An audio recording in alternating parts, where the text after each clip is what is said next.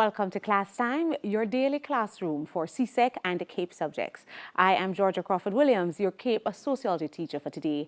And this morning, we are going to continue our discussions on the perspectives. In particular, we're going to be looking at the conflict perspective. So, here we go. Now, you all remember last week, and you know you should always do a recap. Once it is that you're going to go to another subject, another topic, you do a recap automatically, right? So last week, we looked at the perspectives overall, yeah, and we said to you that when we speak about a perspective, a sociological perspective gives a theoretical explanation of society's existence. So all sociological perspectives try to explain why society exists. Good.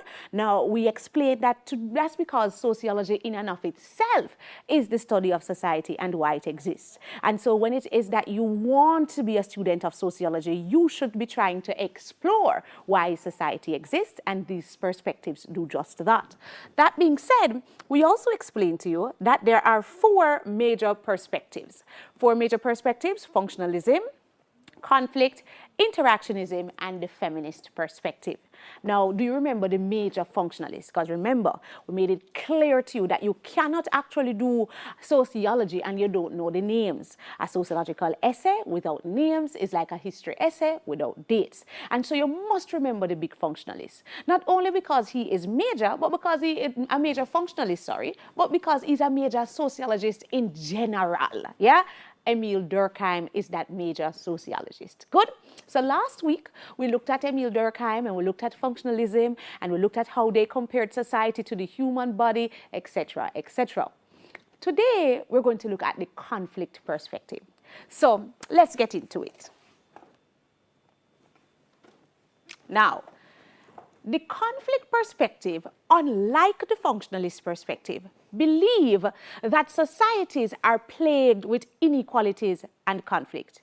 If you remember when we did functionalism, people like Emile Durkheim said to us that, hey, society is in existence because we have all of these functional institutions and they're all doing what they're supposed to be doing. As a result of that, we find that there is very little conflict in society. As a matter of fact, the major criticism of the functionalists is that they're utopian. They have this perfect view of society. They think everything is going good. The conflict perspective said, no, that doesn't make sense at all. As a matter of fact, if you look at societies in general, they're always filled with inequalities, and as a result of that, conflict. From the beginning of time, all societies have looked like that.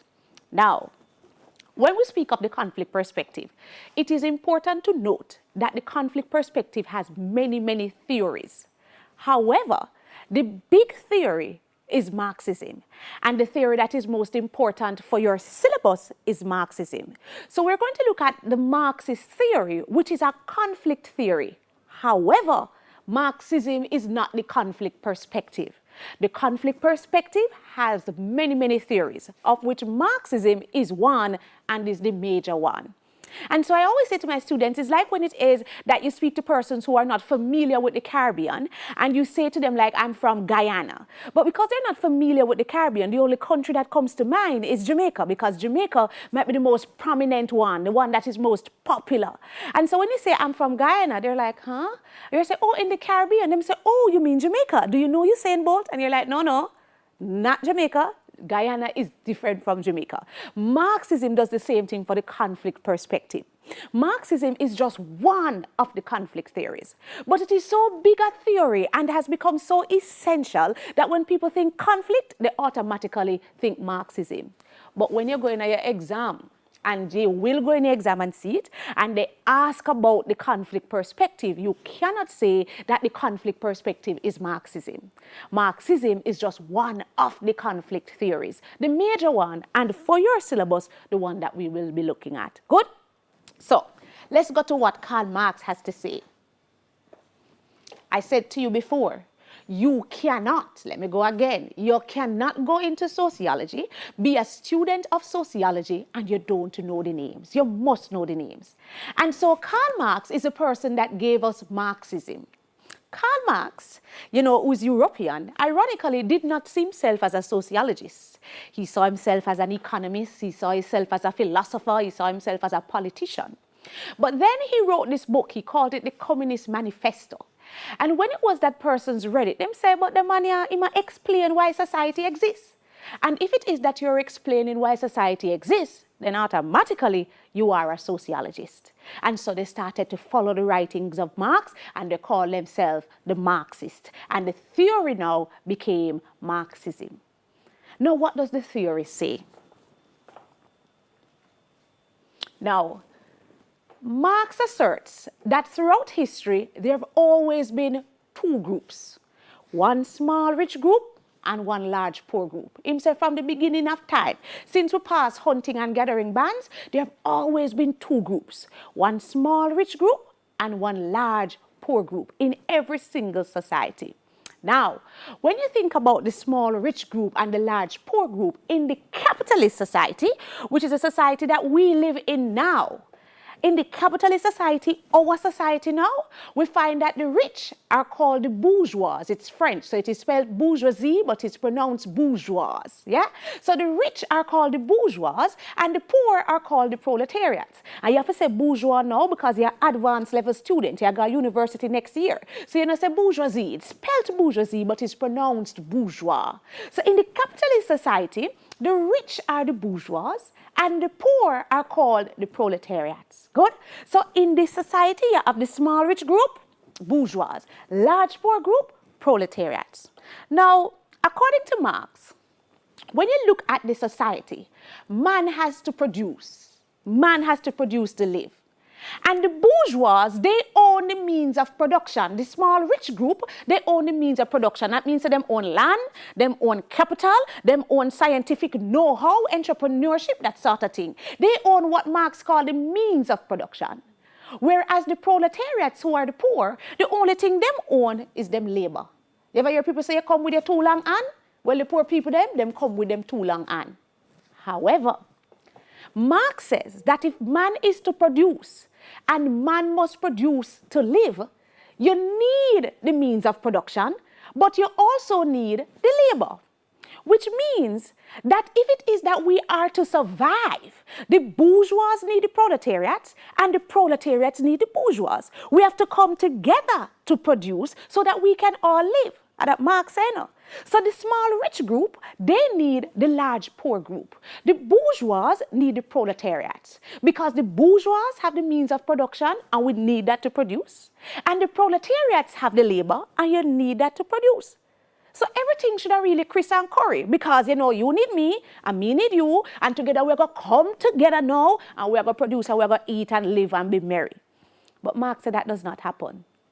Instead, what takes place, according to Marx, is that the bourgeois exploit the proletariats. The bourgeois exploit the proletariats by stealing the wealth that is produced by the labor. Marx said what happened is that we decide so we're going to make all a cheer. Yeah? The bourgeois come and then provide the scientific know-how to make the chair. Then provide the material to make the chair. Then provide the money so the business can start. And that go on, yeah? And the proletariat, he comes with his labor. Him literally go put the chair together. When it is a sun a shine and him out there and the sun at a lick off him finger with hammer because them a make the chair. That means we come together to make this chair. Now, when it is that we make the chair and the chair is sold, wealth is created. So the bourgeois come and him spend $10 so the chair can make. Then him pay the proletariat $5 for make the chair. Yeah? So $15 totally spent on the chair. But then the chair sell for all $500. So $15 is the cost to make the chair, but then you sell it for $500. That means you make profit. You make about $485. What a profit. Now, according to Marx, if it is that we are being fair, that profit should I really share. Yeah, because remember, you carry your scientific know-how and your material, but me carry the labor. Yeah, and my little creativity, and me decide to go put a little nail right here, so. Yeah, and me out in the sun. So the two we come together and we created this chair that bring forth wealth. And so in reality, the wealth should I share. But Marx said that doesn't happen. Instead, when the wealth is created, the bourgeois, which is the small rich group, take the majority of the wealth, keep it for themselves, and give the proletariat a small amount called wages. So $485 get, and out of that the proletariat get $5, and the bourgeois keep $400 and enough. Yeah, enough, I feed them on that.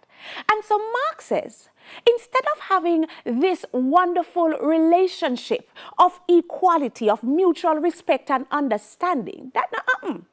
Instead, we have conflict because the bourgeois continue to exploit the proletariat. The bourgeois exploit the proletariat by stealing the wealth that has been created by their labor. As a consequence of that, society is filled with conflict. Now remember, the first thing we tell you is that we're looking at the conflict perspective, and that Marx is a conflict theorist. So he, like all the other conflict theorists, believed that society is filled with conflict. Marx said the conflict comes from the fact that the bourgeois, when them come together with the proletariat to create and build wealth, when the wealth is created, the small rich group, the bourgeois, take the whole of the money and give the proletariat a small amount called wages. But let me ask a question. Here it is, say you make the chair, yeah? Say the boss only spend $10 upon it, yeah? And go see the chair sell for $500. So you know, say the boss I make $400 and enough dollar, and you only make $5. Why you go back and work the next morning, go make more chair? Why do you continue to exist in this exploitive relationship with the bourgeois? Why all of the poor people who know that they are being exploited continue day after day to go back at the exploitive work? Why is it that it continues? Now, this is a key question, and Marx answers it with a key term. Marx says, the proletariats, the proletariats remain in their exploitive relationship with the bourgeois because they are taught the false class consciousness. I'm taking a moment for you to write that down. That's a key term for Marx, just like bourgeois and proletariats. That's a key term.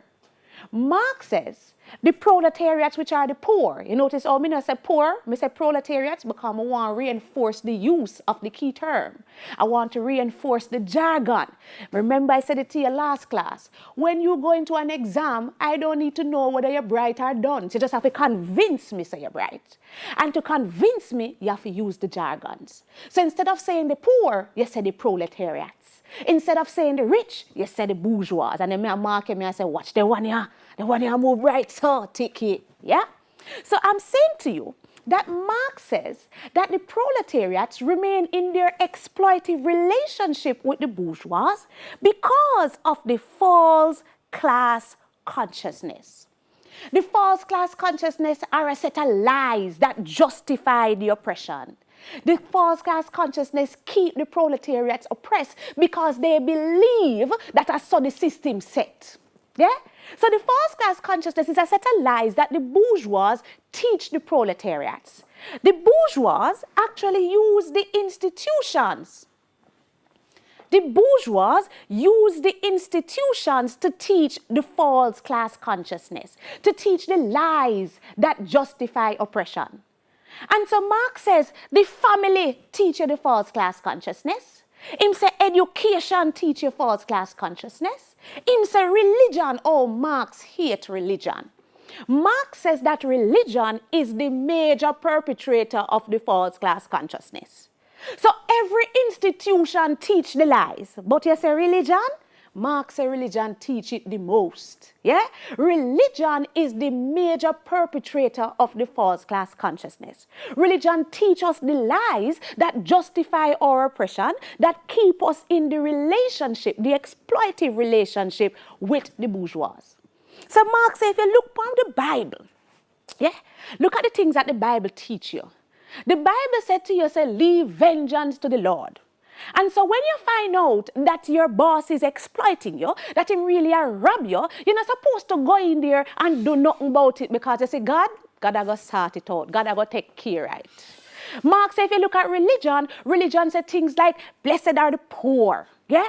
And so you know who have nothing, and you see the rich man have enough things, you actually think that you're better off because you're blessed and you go heaven, go drink milk and honey. Because the scripture said to you, it is easier for a camel to go through the eye of a needle than for a rich man to go heaven. So when you're there poor and a suffer, yes, I saw the thing set as so God want it, but you see later will be greater. Later, me go inherit the earth, me go heaven, go drink milk and honey, and you see the rich man there, hell. Him say just the concept of heaven and hell keep you in the exploitative relationship. Because you say right now, me not forget everything good on earth. Because you see my reward is great in heaven. So yeah, me will take the pittance, me take the little bit of money, me will go and live hand to mouth now. But you see later, when me go heaven, you see the rich man there, him a roast in a hell. So I don't need to change things right now. Just that concept of hell. I put it to you that if you're walking on the road and a man in a big vehicle drive and him splash you up, you vex, and you say, yo, you got hell. And that alone make you feel better because you really feel so him got hell and you got heaven. Him said that is the way the teaching justify oppression. Him said if you look at the teaching of the Bible, it tells you that the Lord has ordained it. And so if you now have nothing, I saw God want it. And when God ready, God soon change it. So if it not change yet, I just saw it will stay. Yeah? And so he gave a very good example of a hymn. The hymn is called All Things Bright and Beautiful. And he says in that hymn there's a verse that had to be removed because people start cuss. The verse said, the rich man in his castle, the poor man at his gate. God made them high and lowly and ordered their estate. That means that God want who for rich and God want who for poor. And so if exploitation are going, I saw God say it for set. You understand? Just wait till God ready to sort it out. And so he says, and this is so very key, and we're going to meet it again when we get to religion. Marx says that religion is the opium of the people. Key something what Marx said. Religion is the opium of the people. Now an opium is a drug. It's a drug them give you when you feel pain. However, the drug don't take with the pain. Opium don't take with the pain. What opium do is numb your body. And so the pain is still there, but you can't feel it. Marx says religion does that to oppression and exploitation. It numb you to the exploitation and oppression. It not take with the exploitation, but because you're so caught up on religion, you can't feel it. And so you got church. And you got church and you don't eat nothing from morning. Yeah? And so you're there and you're hungry. But then the sister start with praise and worship, and by the time you start sing, you don't remember. You don't remember say you're hungry. As a matter of fact, you go in and you testify. And you say, this morning I come here and I did a suffer. Yeah? But when Sister Shirley starts singing, I tell you I don't feel it anymore. Everybody clap for you like, yeah?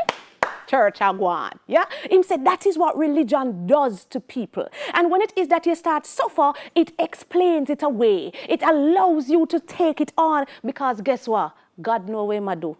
And then when you start suffer more, you say, listen man, God now give me more than him can bear. God now give me. And when it get even worse than that, you start, less man of the devil that test me. And when it get worse, you say, I want to be like Job. You say, that is how religion helps to teach the false class consciousness. And in so doing, keep the poor poor. Marx says the worst thing for happen to poor people are religion. That's what Marx said. Good. Now remember, when you're doing sociology, you don't have to agree with what the theories say. Because many of us, when we start here what Marx said, now we start get antsy. You want to pray for the teacher.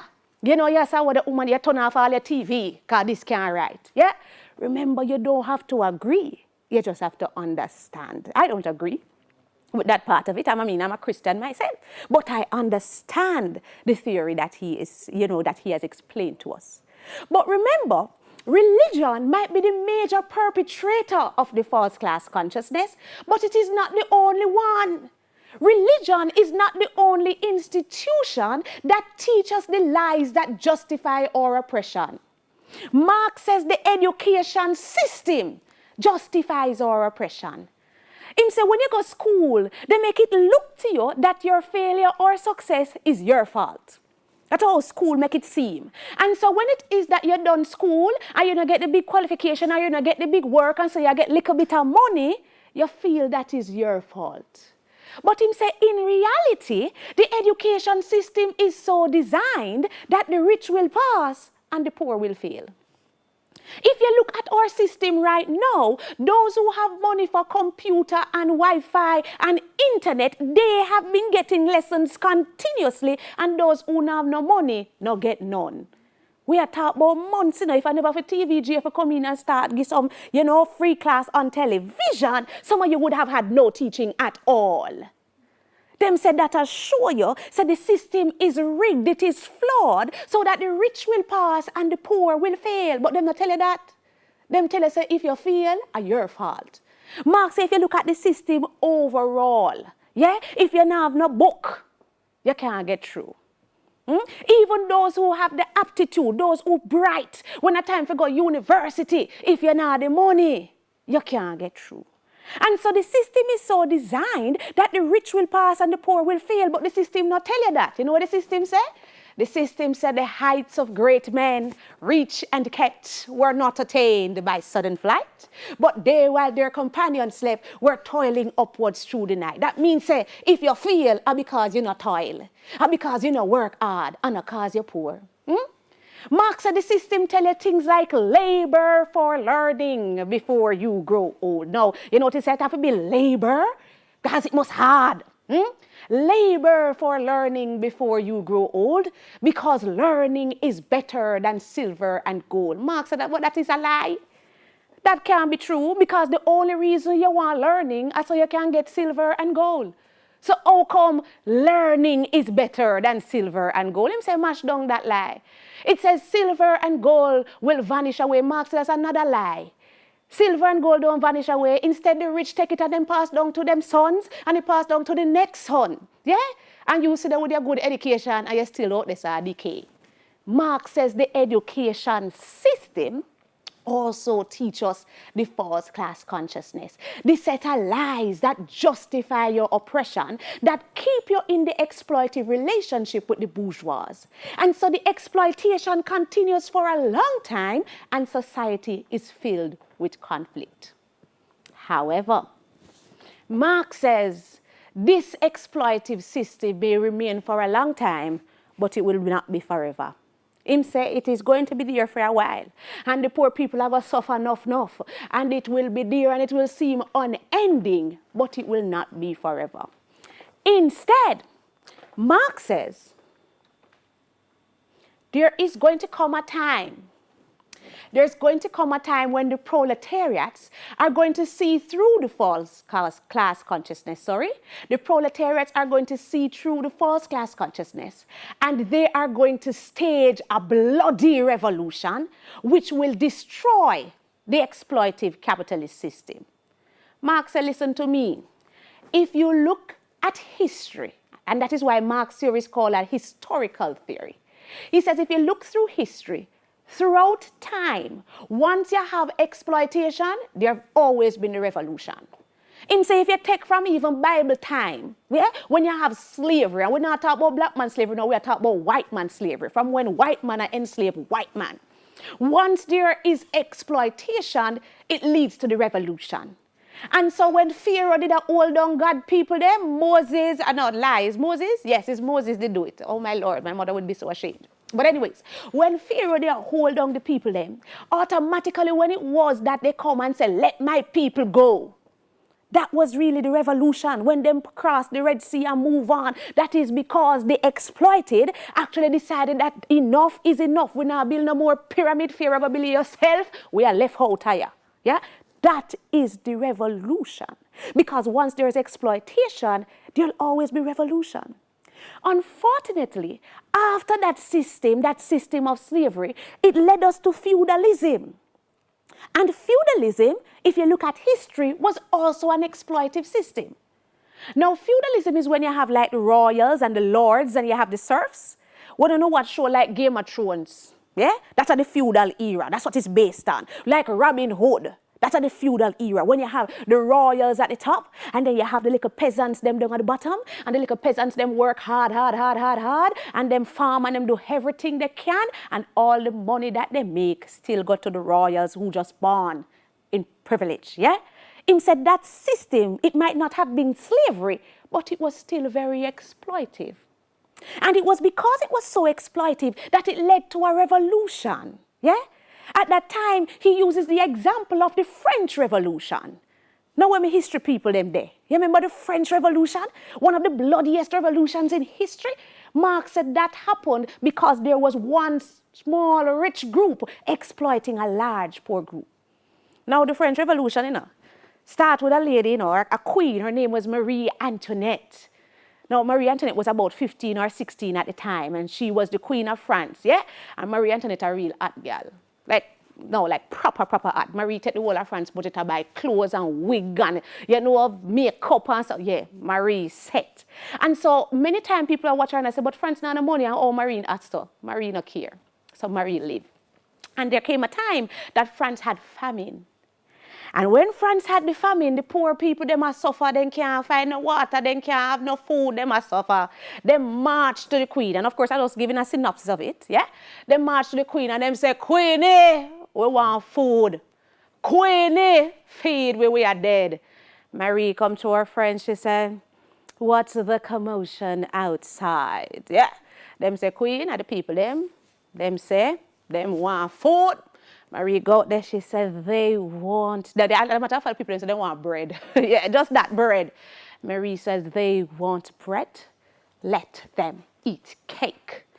Now, that means that Maria says she don't care about them, Because if you can't find flour and water to get bread, where you go find flour, water, sugar, egg, oil to make cake? So Marie saying she don't care.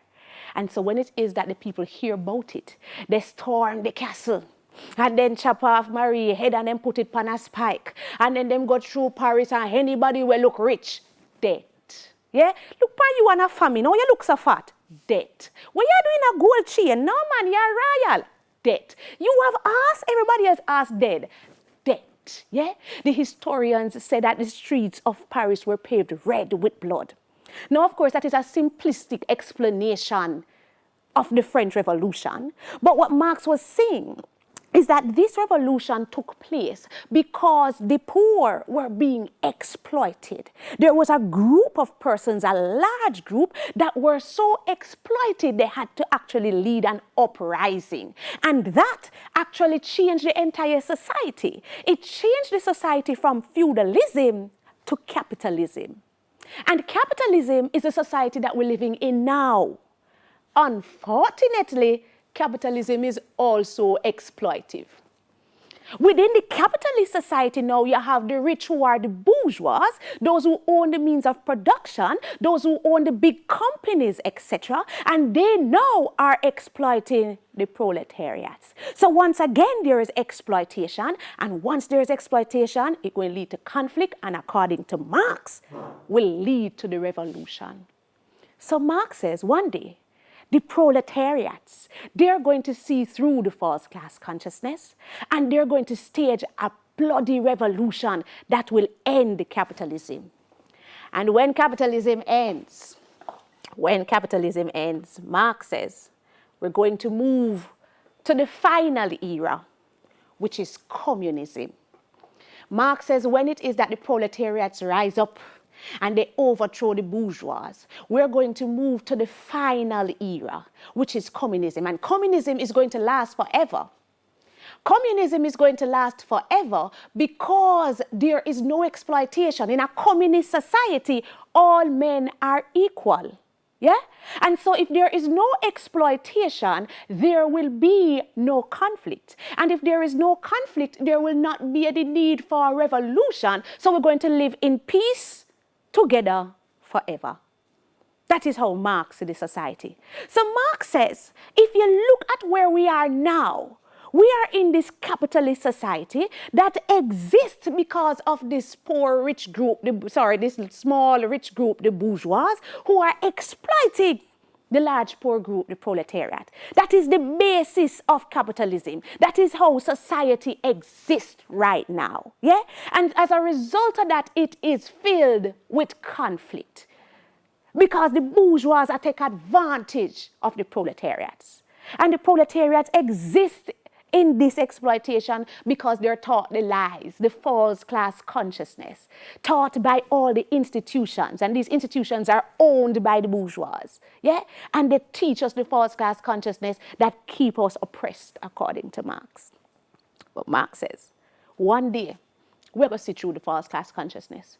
One day we're going to see religion is a set of lies. And that the education system as it is just a tell with pure rubbish. And we are going to rise up as the rich, and we're going to, as the poor, against the rich. And there's going to be a bloody revolution that will end capitalism and lead to communism, and communism will last forever. Yeah? Marx said at that time religion will disappear. Religion will disappear because, remember, religion is there to teach us the false class consciousness. And so if you know that the false class consciousness is a set of lies, then religion are going to disappear. That's what Marx says. Now, I said to you last week, every perspective has the critics. Every single solitary theory you can look at, you have somebody that will say, but these are the flaws. Marxism is no different. So Marx have some critics. Yeah? The first thing them say about Marx is that Marx have a utopian view of the future. He has this utopian view of communism. Now remember, the criticism of the functionalists is that the functionalists are utopian as well. However, whereas the functionalists have a utopian view of the present, the Marxists have a utopian view of the future. Because Marx take it for granted that we're all going to come together and live in a society of equality where everybody share everything. The critics said that are rubbish. The critics said that humans by their very nature are bad mind and grudgeful and red eye. And so they don't want to live in a society where everything is equal.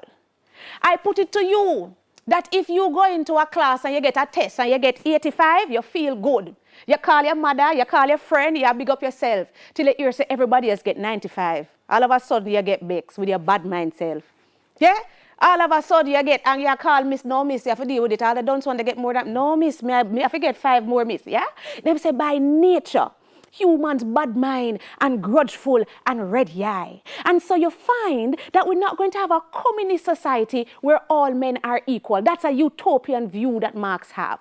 Marx don't see that there can never be total equality, because even in a society where there is supposed to be equality, the people who are in charge of that society, they are going to want to get more than the rest of people them. Yeah, you remember Animal Farm? If you read Animal Farm, Napoleon said it well, that even in equality, there are some who are more equal than others. And so if you are in charge, just think about when you share food. Notice when you share dinner, the part of the meat where you like, you get it first. Yeah? If it's something you like, you get all the most. My brother-in-law, when he share chicken, he said no leg not there. I say, how come? Because it's not a legless chicken, so how come? When you go in a film place, you see him put him leg down at the bottom, then him put the rice, and then put a next leg at the top. You have to go dig it up and I say, oh, it's her. Yeah? Because you look after yourself first. And so you find that when you get to a communist society, the equality that Marx expects, where we're going to all live together, kumbaya, and all is great, the critics, like all Hobbes, say, no, that will never happen because it's against the nature of humans who are bad mind. Yeah? The next criticism of Marx is that Marx expects that the revolution will happen, the proletariat revolution will happen, where all the proletariats will get together and overthrow the bourgeois. Now remember, who are proletariats? Anybody who don't own the means of production, who don't own a big company, all of them people there, who don't own big business, them are proletariat. That means a teacher proletariat, nurse a proletariat, conductor proletariat, doctor proletariat, vendor proletariat. And Marx expects that all of them are going to come together as one and have the revolution. The critics say that that will never happen. The revolution will never take place because the teacher or the nurse are going to feel like them better than the vendor or the conductor. That the doctor are going to feel like him better than the cat man. So when a time for everybody come together to have the revolution, the doctor look on him like, no, sir, me and the cat man then I get together. Yeah? Because you feel say you're better. You don't know say all are we poor. Really all are we there suffer. But the man we can actually buy 2 patty feel saying better than the man we can buy 1 patty.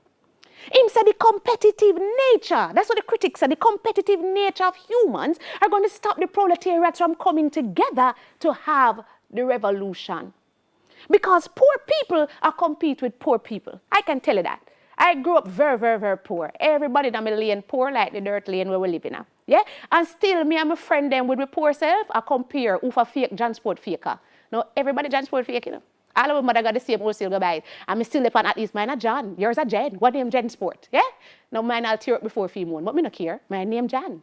Yeah? So the fact of the matter is that that sort of thing, that sort of competitive mentality is going to prevent the revolution. Another key criticism of Marx is that Marx's religion will disappear. The critics said there is no evidence that religion will ever disappear. They said since the beginning of time, when you look through man's drawings, religion has always been there, evidence of religion. Them say 2 things always there, religion and cockroach. So apparently cockroach can't dead. But religion did always there too. And so you find that Marxist view that religion will just up and disappear. Them say rubbish. When you persecute religious people, people get more religious. Right now, if tomorrow you hear that the COVID vaccine come, yeah? But if to get the COVID vaccine, you have to say there is no God. They start saying, love me and God.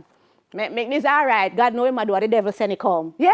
So when you persecute religious people, they get more religious. No, you're not even religious right now, you know. You can't tell us so you say your prayers. But I saw them stay. Yeah? Finally, Marx is seen as economically deterministic. He believes that the economy determines everything else. And the critics say that that is not necessarily the truth. Yeah? So Marx is a big conflict theorist. Remember, Marx is not the conflict perspective. He's one of. Yeah? But Marx is huge.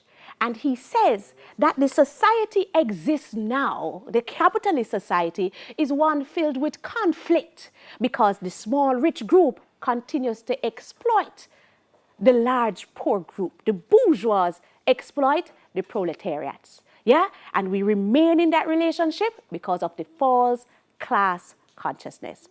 But he expects that one day it will all come to an end. He does. He believes one day there will be a bloody revolution because you see through the false class consciousness. And that will lead to the final era, which is communism. That is the theory of Karl Marx, written in his book, The Communist Manifesto. Yes? And so, we have come to the end of today's Cape Sociology lesson, and indeed the end of another week.